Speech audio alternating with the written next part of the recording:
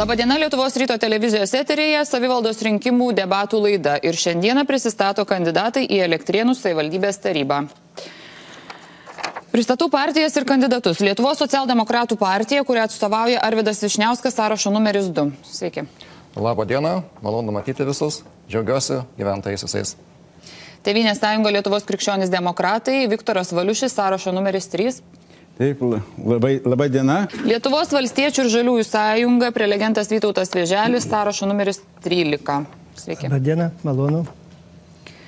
Lietuvos centro partija, Kristijonas Kameneckas, sąrašo numeris 16. Sveiki. Labadiena, sveikinu visus rinkėjimus ir rinkimus. Partija Tvarka ir teisingumas, Algimantas Adomaitis, sąrašo numeris 25. Sveiki. Labadiena. Elektrėnų krašto žmonės. Lietuvos Respublikos liberalų sąjūdis, kurie atstovauja Kęstutis Vaitukaitis, sąrašo numeris 26. Sveiki. Labadiena, gerbiami rinkėjai.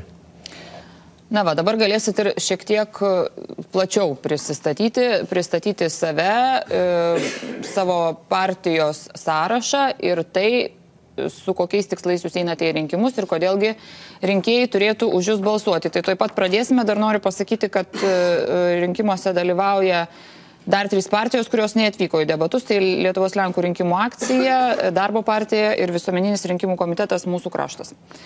Taigi, pradedam prisistatymą. Socialdemokratai, Arvydas Vyšniauskas, prašau. Labadiena dar kartą, tai esu Arvydas Vyšniauskas ir mūsų sąrašas yra numeris 2. Mūsų partija yra vedančioji visoje Lietuvoje, tikrai dėl to galime didžiuotis ir manome, kad toks mūsų partijos pavadinimas ir mūsų numeris verčia mus įpareigoja tiesiog dirbti geriau ir kartu galimybės mūsų savivaldybei yra žymiai didesnės. Mūsų sąrašas yra didžiulis, jame yra daug žinomų mūsų savivaldybės esamų dabar tarybos narių, mokytojų, inžinierių, gydytojų, visuomenininkų, verslo žmonių ir mano komanda yra tikrai didžiulė, stipri, galinti daug padaryti. Mes tikrai esame komanda, kuri patikima. Savivaldybės taryboje mūsų atstovai dirba nuo savivaldybės įkūrimo pradžios ir jų skaičius tolygiai auga ir didėja. Tad mūsų komanda patikima, ją galim pasitikėti ir mūsų įsipareigojimai yra tęsti tuos darbus, kuriuos esame pradėję ir dabar būdami valdančioje daugumoje. Taip pat siekti, kad kuo daugiau ateitų investicijų ir gerų darbų į savivaldybę, kad mūsų gyventojai jaustų gyventų patogiau ir geriau, kad gyvenimo kokybė visai mūsų bendruomenė, visam mūsų kraštui gerėtų. Mūsų komanda yra daug žmonių, kurie tikrai nori, geba ir gali padaryti darbą. Mūsų komandą galima pasitikėti. Ačiū. Ačiū. Tėvynės sąjunga Lietuvos krikščionys demokratai, Viktoras Valiušis, sąrašo numeris 3. Mes atstovaujam, aš tiksliau atstovauju čia, 3 trejetus. Yra sąrašo numeris 3 ir mūsų sąraše yra 33 dalyviai. Tai 3. Dabar noriu pristatyti mūsų dalyvius, kurie dalyvauja, sąrašo dalyviai, kurie dalyvauja šitoje laidoje. Tai yra Ramūnas Kartenis, tarybos narys ir verslininkas, Renata Monkeš, Seimo nario padėjėja ir Albertas Amšėjas, veterinarijos gydytojas, Elektrėnų tarnybos viršininkas. Esame politinė partija, kuri nuosekliai siekia europietiškos savivaldos Lietuvoje. Esame ta partija, kuri inicijavo Elektrėnų savivaldybės atsiradimą, steigimą. Todėl jaučiamės atsakingi už šitą savivaldybę. Mums tikrai rūpi ir kas jie darysis ir kas dabar darosi. Reiškia, visos partijos į rinkimus eina su savo programom ir mes tokią turim ir merą, aš kaip kandidatas į merus ir mūsų sąrašas. Tačiau sutikit, kad toliau bus bendra programa ir kitą savaitę taryba patvirtins strateginį 15-17 metų veiklos planą, kuris bus turbūt didelis iššūkis tiek būsimam merui, tiek būsimai tarybai. Todėl į savivaldybę... Baigėsi. Jau baigėsi. Ačiū.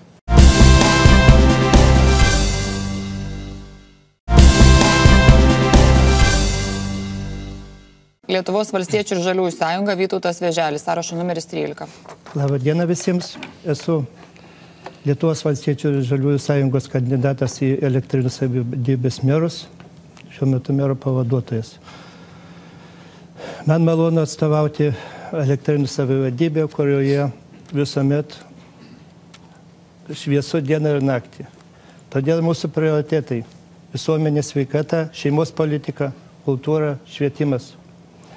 Net ir graikų išminčius Sokratas buvo pasakęs, kad laiminga tauta, kurios patys protingiausi, gabiausi ir doriausi žmonės tampa mokytojais.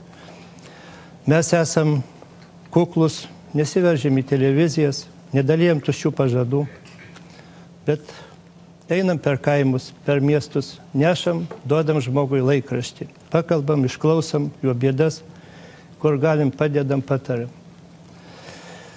Mūsų praėjus metai 2014 buvo labai derlingi jaunimo. Į partiją įstoja daug jaunimo, dalis jų ir čia sėdi laidoje. Todėl tikim, kad tie žmonės, kurie turi didelę patirtį mūsų partijų, su jaunais žmonėms gali nuveikti didelius darbus. Jie gali atstovauti tarybai, bus seniūnai, savivaldybės administracijai gali dirbti. Todėl siūlau balsuoti už mūsų sąrašą numeris 13. Ačiū. Lietuvos centro partija, Kristijonas Kameneckas, sąrašo numeris 16. Labą dieną, gerbiami rinkėjai. Labą dieną, kolegos. Čia dalis bus išrinktų į tarybos narius. Ir labą dieną, gerbiamai. Sveiki gyvi. Centro partijos sąrašas numeris 16. Kaip nekeista, pas mus pasidarė tai, kad sąraše 16 žmonių ir buvo ištrauktas 16 numeris. Matyt, čia Dievo pirštas. Aišku, labai trumpas laikas pristatyti visą partijos programą. Aš paliesiu keletą problemų ir pasakysiu, ką Centro partija, gavus rinkėjų pasitikėjimą ir išrinkta į tarybą, kad kandidatai mūsų 16 numerį yra, kaip ir kiti kolegos šnekėjo, kad ir medikai, ir verslininkai, ir švietimo, kultūros darbuotojai, amžiaus vidurkis 47 metai. Kiekvienas gyventojas, mes paėmėm vėliavą į prisistatymą. Jeigu kas domisi istorija, tai visi atsimena, kad rinkimai tai kova, tai taip ir senoviai eidavo po vėliavą į mūšį. Tai aš kviečiu visus rinkėjus prisijungti prie mūsų vėliavos ir balsuoti už Lietuvos centro partiją, sąrašo numeris 16. Ačiū. Partija Tvarka ir teisingumas, Algimantas Adomaitis, sąrašo numeris 25. Kadangi Elektrėnai yra pats geriausias miestas Lietuvoje, patys geriausi žmonės jame gyvena Elektrėnų krašte, tai be abejo tas kraštas nusipelnęs ir geriausios valdžios. Ta geriausia valdžia jie gaus tada, jeigu pasirinks numerį 25 mūsų sąrašą, kuris eina po partijos Tvarka ir teisingumas vėliava. Ką mes darysime pirmiausiai? Mūsų tikslas pirmas tai yra grąžinti žmonėm valdžią, grąžinti žmonėm viltį, kad žmogus eidamas su reikalais pas savo valdžią, jis būtų priimtas kaip draugas, kaip laukiamas svečias, kad jam durys būtų atidarytos, kad į jo nuomonę būtų įsiklausoma, kad negimtų tokių sprendimų, kurie ir paskutiniu metu į tarybą ateis klausimai, kurių yra neišklausyti žmonės, neišdiskutuota su jais. Manyčiau, kad tų žmonių išklausimas, atsižvelgimas į jų nuomonę būtų mūsų pirmas tikslas. Be abejo. Kokie tai klausimai, apie ką jūs kalbate? Klausimas, sakykime, paskutiniu metu buvo dėl mokyklų tinklo pertvarkymo, kuris 3 mūsų mokyklas liečia ir kuris nebuvo sakykime, išdiskutuotas su žmonėmis. Ir dar tiesiog, jeigu dar sąrašą kelias minutės, norėčiau, kad rinkėjai pasižiūrėtų programas, pasižiūrėtų sąrašus. Mūsų sąrašas galbūt įdomus tuo, kad aš paskaičiau šiandien ryte, kad mūsų kiekvienam vidurkis įsilavinimo yra 1,2 aukštojo universitetinio įsilavinimo. Ačiū. Ir Lietuvos Respublikos liberalų sąjūdis, Kęstutis Vaitukaitis, dabartinis meras, sąrašo numeris 26. Prašau. Sveiki visi rinkėjai. Tiesiog negaliu nepasinaudoti progą. Šie metai Elektrėnų savivaldybė, Elektrėnų miestui yra jubiliejiniai metai, 55 metai mūsų miestui, 25 metai Elektrėnų parapijai, 15 metų mūsų savivaldybei. Taigi ir mūsų liberalų sąjūdžio, Lietuvos Respublikos liberalų sąjūdžio kandidatai tikrai pasiruošę eiti dirbti į tarybą. Aš kandidatuoju kaip pirmas esu sąraše ir kandidatuoju į merus. Mūsų sąrašas atstovavimas visom specialybėm, visom profesijom, įvairiom amžiaus grupėm ir įvairių gyvenviečių ir vietovių žmonės yra mūsų sąraše. Antras sąraše yra Silva Lengvinė, tikrai žinanti švietimo reikalus, jinai šiandien negalėjo dalyvauti, kadangi serga. Taip sutapo, kad trečia yra Danutė Baliūnienė, kur yra gydytoja ir šiandien gydo savo ligonius pacientus, negalėjo atvykti į laidą. Penktas yra Zenas Pokėnas, tai yra Vievio seniūnas, kuris čia yra. Ir aš manau, kad taip sąrašas sudarytas, kad yra, kaip minėjau, visų profesijų žmonės, bet daug kas sako, kad reikalingi seniūnų rinkimai. Mūsų sąraše kaip tik ir yra Zenas 5 sąraše ir tiesiog žmonės turėtų balsuodami pasitiksins, ar jisai tikrai yra rengiamas žmonių ar ne. Taigi balsuokite už sąrašą numeris 26 liberalų sąjūdį. Ačiū. Tai pradėkime nagrinėti konkrečias Elektrėnų bėdas. Viena iš jų nuskambėjo vieno iš prelegentų pasisakymė, tai yra mokyklos ir mokyklų tinklo pertvarkymas. Klausimas būtų toks, kaip siūlysite pertvarkyti vietos švietimo įstaigas, ką juose tobulinsite ir keisite. Tai gal pradėkim nuo tvarkos ir teisingumo, pono Algimanto Adomaičio, kuris jau šiek tiek užsiminė apie tą problemą. Tai kas jūsų manimų negerai ir ką jūs siūlote keisti? Taip, ačiū už klausimą. Klausimas tikrai man yra labai aktualus. Aš jau senai tuo klausimu domiuosi ir jisai šiuolaikiškas, tik tai gaila, kad mes pakankamai pavėlavę tuo šiais sprendimais, kadangi prieš kurį laiką mes vieną mokyklos pastatą, kuris pastatytas ir pritaikytas buvo mokyklai, konkrečiai su erdviais plačiais koridoriais, su kitom patalpom, savivaldybės vis tik tai šiuo metu valdantis sugalvojo perkelti į ją savo administraciją, sakykime, į nepritaikytas patalpas, o šalia to liko kas? Liko pas mus senoje nepritaikytoje mokykloje pradinė mokykla, trūksta vietų darželiams ir lopšeliams, ten tas vietas užima kita mokykla, vaikų darželis, lopšelis.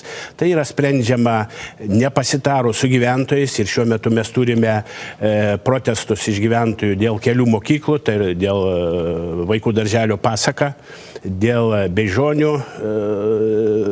mokyklos. Ir tai yra paruošti sprendimai, padėti sprendimai mūsų tarybai, kurie neišdiskutuoti su gyventojais ir mes, sakykime, gavom jau protesto laiškus, nežinau, sekančiai tarybai, kuri bus būtent 11 berods, ar bus į tai atsižvelgta. Tai aš neišgirdau iš jūsų, ką jūs patys siūlote. Tai aš siūlau, kad kol nevėlu, mes dar galim sėsti, diskutuoti ir atsižvelgti į gyventojų nuomonę, Tai kaip jiems yra patogiau.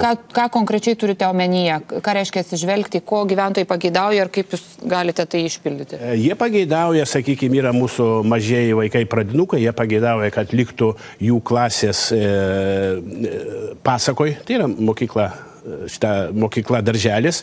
Ir Elektrėnai atrodo toks kompaktiškas miestas, bet iš tikrųjų tiem vaikam, jeigu bus perkelta jų klasės į mūsų, sakykime, kitą mokyklą, kuri yra visiškai kitam miesto krašte, tie mūsų pradinukai turės eiti 2 ir daugiau kilometrų į mokyklą. Nu ir turint omeny, kad Elektrėnuose nėra to miesto išvystyto transporto, tai bus pakankamai didelė, pakankamai aktualu. Gerai. Kęstutis Vaitukaitis, Liberalų sąjūdis, prašau. Nenorėčiau sutikti su kolegos Adomaičio mintimis, kadangi sekančiai tarybai pateiktas yra 12-15 metų švietimo tinklo perdai, tai reiškia 15 metai dar nesibaigia. Mes, kadangi turėtume svarstyti jau 16 ir tolimesnių metų švietimo tinklą. Taigi, netgi nelaukdami 16 metų, tam tinklo patvarkymui, pertvarkymui ir teikiamas sprendimo projektas. Tačiau iš tiesų problemų yra ir tas sprendimo projektas, kuris pateiktas, yra sukėlė daug diskusijų ir noriu pasakyti, tai yra projektas, kuris buvo aptartas ir su pasakos darželio bendruomenė, su Beižonių daugiafunkcio centro bendruomenė ir tikrai tada atsirado naujų pasiūlymų. Ir aš manau, ko toks sprendimas, kuris yra dabar paties taryboje, neturi būti priimtas. Ir aš pats asmeniškai parašiau kitą sprendimą, kad tie vaikai, kurie ėjo į pasakos, reiškiasi, pradinės klasės, liktų pasakoje, bet būtų ir atitinkamai įsteigtos pirmosios pradinės klasės mūsų Ąžuolyno mokykloje, kad ten, kurie gyvenantys arčiau, galėtų laikyti tą mokyklą. O kad diskutuoti, tai kada atsiranda projektai, tada ir prasideda diskusijos. Aš nemanau, kad galima išeiti į gatvę ir mitinguoti, diskutuoti, pertvarkant švietimo tinklą ar bet kurį kitą. Taigi tik tada, kada yra projektai, tada atsiranda diskusija ir po diskusijų reikia priimti protingus, gerus sprendimus, kurie tarnautų žmonėm ir mūsų gyventojams. Tai socialdemokratai, Arvydas Vyšniauskas. Tai prisijungiu prie tos diskusijos irgi, manau, dėl švietimo pertvarkos, tai tikrai, galbūt administracinio pastato palietimo klausimas yra viena dedamųjų, bet savivaldybės švietimo tinkle tikrai yra patalpų. Nereikia mums naujų pastatų. Yra patalpų, kurios tikrai turėtų būti pilnai išnaudojamos, racionaliai, kaip ir minėtas, tas pas mūsų mokykloje Ąžuolynoje yra daug tuščios erdvės, kurioje reikia pritaikyti. Dėl pačio tarybos sprendimo pateikti tikrai diskusija vyko ir su pasakas, su Beižonim, vyko diskusija ir su profesiniam sąjungom savivaldybės irgi, ir jie reiškia savo pastabas, pastebėjimus ir dėl galbūt kitų klausimų, bet šalia mūsų patalpų išnaudojimo arsenalas galima taip pat ir kitus dalykus žiūrėti. Yra moksleivio krepšelis, lėšų krepšelė yra tam tikras skaičius. Ir, manau, labai svarbu sužiūrėti ir dar kitus dalykus. Tai yra racionaliai sukomplektuoti ir taryba priimės sprendimus dėl moksleivių mokyklų komplekto. Labai svarbus dalykas. Antras dalykas labai svarbus. Tikrai bus žiūrėjimai ir dabar jau administracijos specialistai ruošia, nagrinėja situaciją ir žiūri dėl kiekvienos mokyklos valdymo išlaidų dalies, kadangi yra įvairūs resursai ir ten. Taip pat situacija nagrinėjama dėl galimybės dar įsteigti darželių galimybę, kadangi vaikų daug laukia darželių. Kur jie eiti? Yra vietos, reikia racionaliai sudėlioti, kad vaikai su darželiais laukiantis irgi tėvai ateitų. Tai jūsų pasiūlymai kokie? Mūsų pasiūlymai dėl tų pačių darželių. Dėl pačių darželių tikrai galima steigti darželių klases ir grupės, steigti ir ieškoti ir pačioj pasakoj. Mokinukų įsteigimo 1 klasė arba net ir iki 4 imtinai galima Ąžuolyne ir racionaliai peržiūrėti visų mokyklų valdymo išlaidas. Tėvynės sąjunga, Lietuvos krikščionys demokratai, Viktoras Valiušis. Taip, tai pirmiausia, projektas atsirado labai kažkaip tai greitai, netikėtai, nežinau, kodėl čia yra skubama. Bet pats principas, tas 4-4, prieš jį visada šiek tiek buvau nusiteikęs, man jis nepatiko ir mano manimą jis netinkamas yra Elektrėnams, kadangi mokyklas įsidėstė pakraščiuose ir vaikai 4 metus eina į vieną galą, paskui iš 4 metus į kitą ir yra mėtami, blaškomi. Neturi galimybės baigti, reiškia, vienam korpuse, vienam, kaip sakoma, vienai vietai tos mokyklos. Bet jeigu jau taip yra, jeigu tokį jau modelį pasirinkom, tai reikia visų pirma įspręsti pavėžėjimo problemą.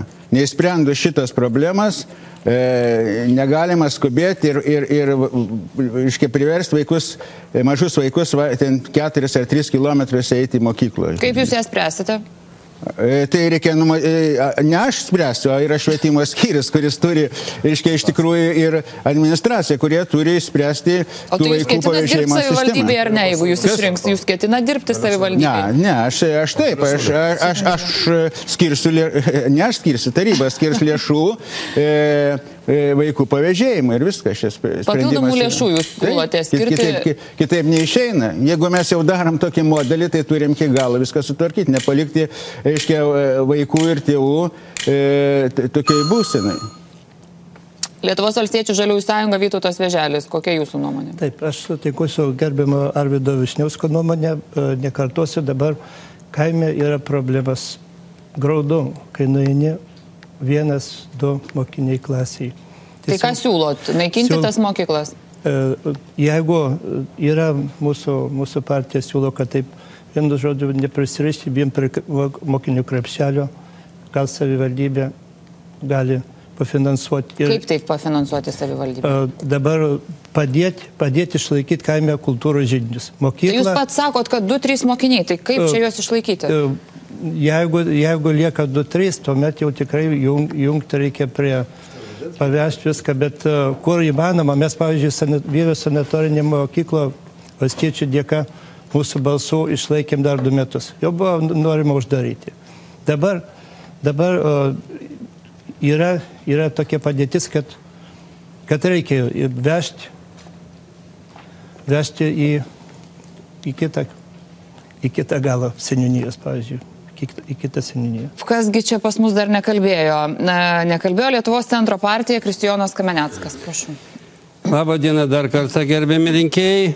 Mūsų centro partija turi šiek tiek kitokį požiūrį. Reiškia, mes domėjomės dėl vaikų. Aš pradėsiu gal nuo kitos pusės. Suomijai, daleiskim, irgi buvo tokios problemos, kad uždaryti mokyklas ir panašiai.